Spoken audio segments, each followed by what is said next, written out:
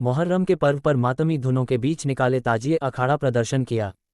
Karbala के शहीदों की याद में मनाया जाने वाला पर्व मुहर्रम नसीराबाद में भी बुधवार को मनाया गया, जिसमें मुस्लिम समुदाय के लोग मातमी धुनों पर करतब दिखाते हुए और अखाड़ा प्रदर्शन करते हुए चल रहे थे। सुबह से ही गांधी चौक पर ताजिए एकत्र होना शुरू हो गए और दोपहर 3 बजे गांधी चौक से जुलूस के रूप में मुख्य बाजार होते हुए ताजिए निकाले गए।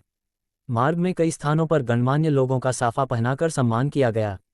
प्रत्येक वर्ष की भांति इस वर्ष भी 4 ताजिए भिन्न भिन्न स्थानों से एक जगह एकत्र हुए और जुलूस के रूप में गांधी चौक से रवाना हुए।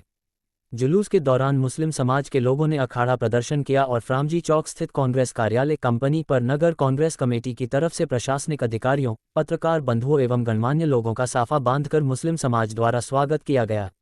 मुहर्रम के जुलूस में सबसे महत्वपूर्ण बात यह रही कि नसीराबाद पुलिस उपाधीक्षक विजय सांखला के नेतृत्व में पुलिस अमला पर्याप्त मात्रा में मौजूद रहा और पुलिस प्रशासन द्वारा माकूल सुरक्षा व्यवस्था की गई थी।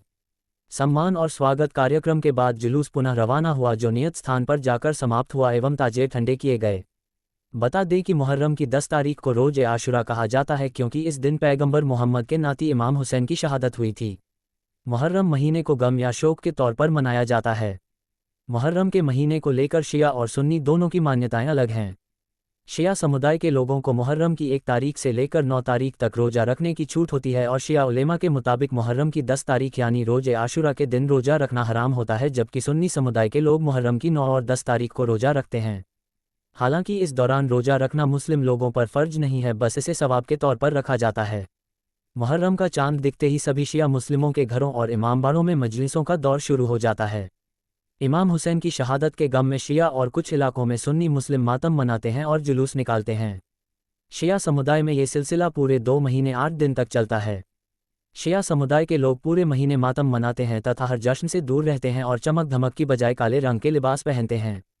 हर साल अशुरा के दिन ताजिए निकाले जाते हैं, जो कि शोक का प्रतीक होता है। इसी कारण इस महीने को शोक का महीना भी कहते हैं। इस दिन शिया समुदाय मातम मनाता है और सुन्नी समुदाय रोज़ा नमाज करके अपना दुख मनाता है। इस महीने के पहले दिन नए साल की शुरुआत पर बधाई देने में कोई हर्ज नहीं है, लेकिन अशुरा यानी मुहर्रम की 10वीं तारीख के दिन मुहर्रम की बधाई देना गलत है, क्योंकि इससे मातम में डूबे लोगों की भावनाओं को ठेस पहुंचती है। वैसे तो मुहर्रम का पूरा महीना बेहद पाक और गम का महीना होता है, लेकिन मुहर्रम का 10वां दिन, जिसे रोज़े आशुरा कहते हैं, सबसे खास होता है।